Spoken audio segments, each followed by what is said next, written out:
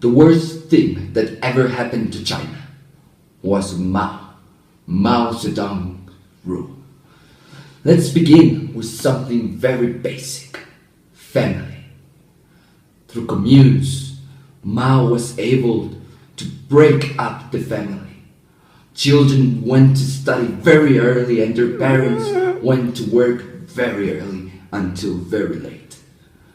That was the worst thing that ever happened to Chinese traditional values of family. Persecution of people that didn't think like the ideology of Mao was also terrible. They were named reactionaries, and was like a term given for the people that might be revolting against these new rules, this type of new government. The degree of importance was that they were probably going to be killed by their own government. Also, censorship was terrible. Through reforms, there was a special campaign named the Reforms, made in order to try and control the thought of people. However, whoever did not share the same beliefs of the party was taken into a labor camp and re-educated. Terrible for free speech in our country. We got also what they named the "Let 100 Flowers Bloom." The idea given by Mao in 1956 in order to let people blow off steam to share their thoughts about the government. It was completely overwhelming, and I'm sure Mao didn't thought that it was going to be so much criticism. For this reason, Mao decided to end up these values of the people, and people were stopped. They couldn't keep thinking freely and giving their own opinion. Those who ever said anything were probably killed by the party. Also, press was censored. Another thing that is incredible to think about, and it was terrible in China, was the Great Leap Forward.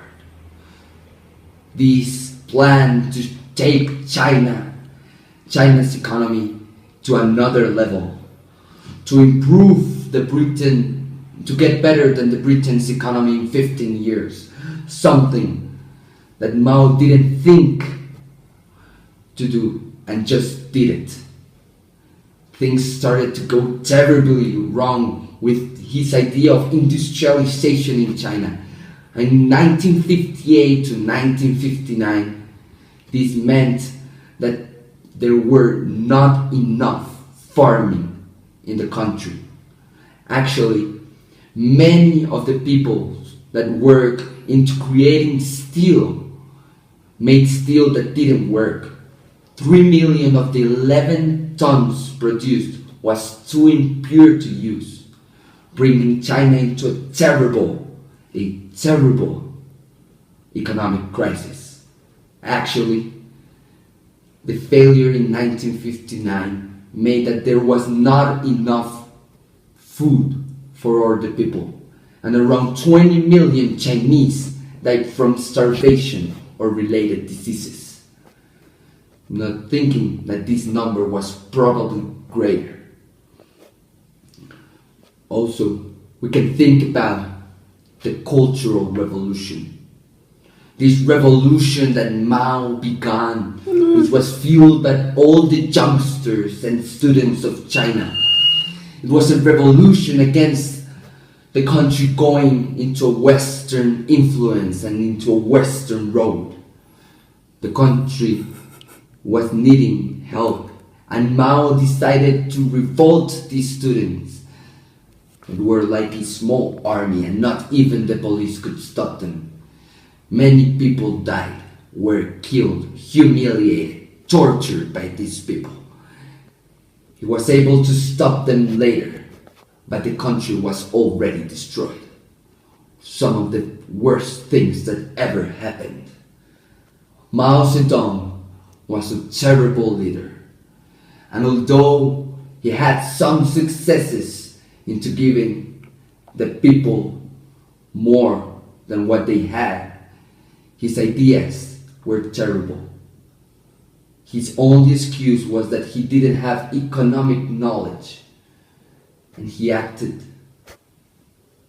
being the reason for many deaths in our view. How dare you talk about Mao like that? He was a great and successful leader. He was able to rally the support of the students in order to initiate the Cultural Revolution when it seemed that he was going to get kicked out of the party. He was able to survive the long march, taking his people in a great escape from the Kuomintang and their evil forces. He stood up for the Chinese people and fought the Japanese when they invaded Manchuria, when the legitimate government of the Kuomintang decided to do nothing against the Japanese, but to fight the communists.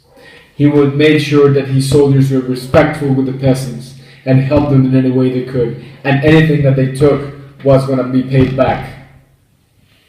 He also was successful in his mass campaigns, such as the one he launched to kill 10 flies a day, and in some parts of the country, the flies were virtually extinct. For example, they also launched a campaign against tax evasion, corruption, spying, etc. The whole goal was to get the country involved into the country. He also got rid of child marriage, arranged marriage. He got rid of bondage. He helped the rights of women a lot in China. Also, a very important thing was that now all the property was jointly owned by the couple. It didn't only belong to the husband, and they could divorce, which was a huge step in female rights in China. Also, when the Cultural Revolution began to get out of hand, he was able to calm down the people, the Red Guards, by his plan of going down to the country. By going down to the country, he sent the guards to be re-educated with the peasants, to learn from the ways and help in the agriculture. This was extremely good because he calmed down all the populace and got them to go back to school. Also, the Cultural Revolution was great. The Cultural Revolution was the first time that Chinese people stood up against their powers, stood up against the people above them, and questioned especially Taoism. It gave the people power. It gave the people a sense of belonging. It made them feel that they were helping their country. It is also important to highlight that Mao fought the evil Kuomintang forces, which supported the landlords which were exploiting the poor peasants in the country. And once he got control of the country, he redistributed the land for everyone, making everyone happy. He was a great leader. Oh my God, you are supporting Mao Zedong? You're saying that the redistribution of wealth was good? His intentions were, but let's remember something. The redistribution was unfair sometimes. All those peasants that worked hard and had a little bit of more land than others were also banned and were also taken away, and also their land was taken away. We can't think that this was something good. Let's think about the speak of bitterness, where there were these meetings where peasants talk about their landlords and said terrible stuff in order for them to be executed.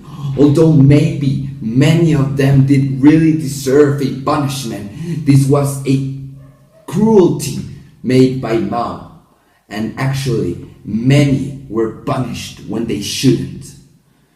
He was a terrible leader.